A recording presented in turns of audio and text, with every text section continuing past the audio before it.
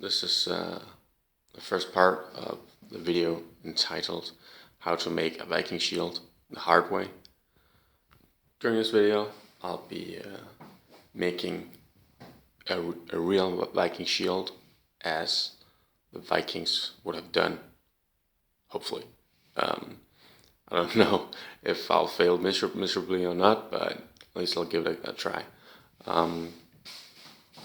This is not my real Viking shield.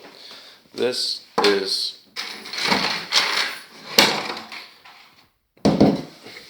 my fake Viking shield. It's made out of pre-cut planks. It's something I got from work, and it's fine for a decoration, which is pretty much what I'm going to use my new one for. But I just like making stuff that's real. This, to me, I don't know, it's not real enough. What I have here is the new shield boss for my new shield. I bought this at a Viking fair, so this is probably as real as it's gonna get. This is the first step of making the shield. I found a lock. Already split that part from it because it was halfway split already, so that wasn't a big problem. But this part, I'll have to split completely.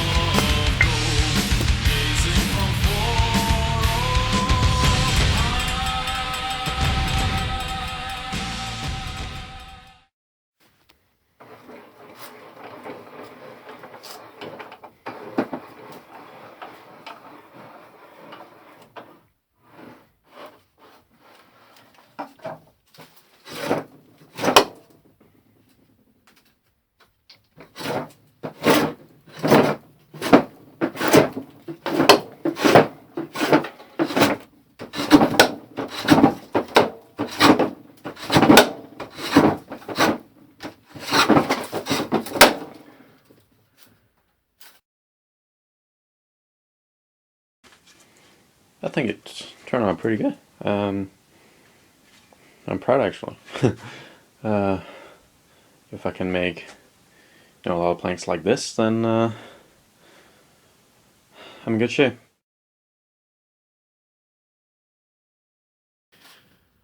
By now I made all of my planks, and I made a model a size model of my shield, which I'll be using to, draw the outline. These are my finished planks. I try to make the gaps between them as small as possible, but some of them I succeeded in, some weren't that great. But I don't think it's gonna really matter that much because I'm gonna cover it with fabric. So now I'm rounding out my planks. I'm basically just using my chisel to shape the wood along the lines I drew. So end up being round. This is quite a bit of work, especially on the ones that have a very round edge, where most of them just had something like this. But it's actually a lot easier than I thought it would be. So I'm looking pretty much it's looking pretty good.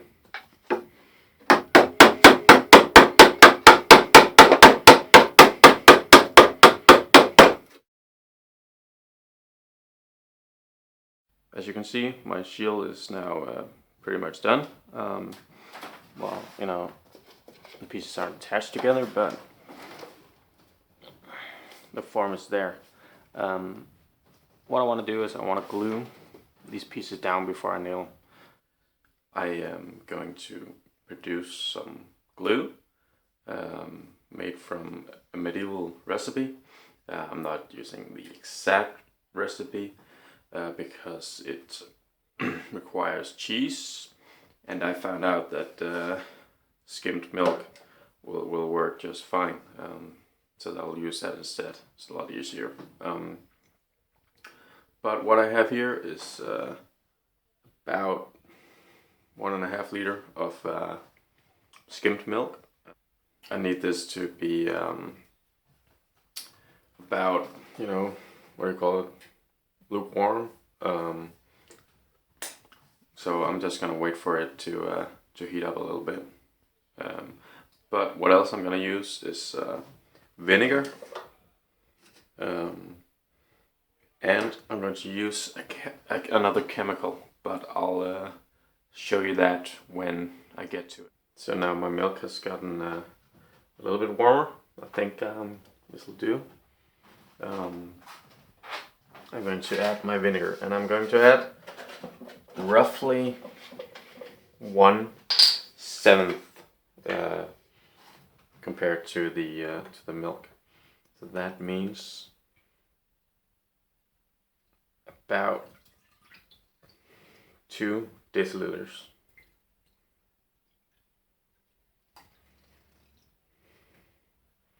Maybe 2.5. I don't have a lot of room in this casserole, unfortunately. What you see now is it's forming what you call curds. It's not something I really know anything about, but apparently this is what happens when you mix milk and vinegar. I'll just add some more. And what you want to try is to get, a lot of large chunks, not a lot of really small ones, because if a large chunk is a lot easier to work with than small chunks. And this looks pretty good, actually. Okay, so now what I want to do is I want to get my liquid away from the curds, and so I'm gonna pour it out. Some of it, make sure I don't spill too many curds.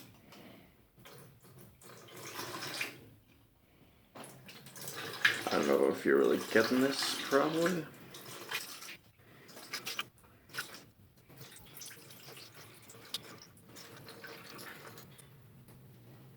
Okay, so I'm getting quite a lot of this, which is a very good thing.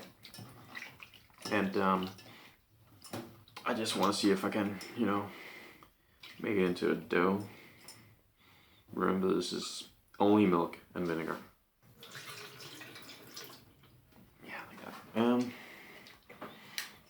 And so, as far as I know, you have to rinse this, get the vinegar out of it. So I'm just gonna rinse it with plain water.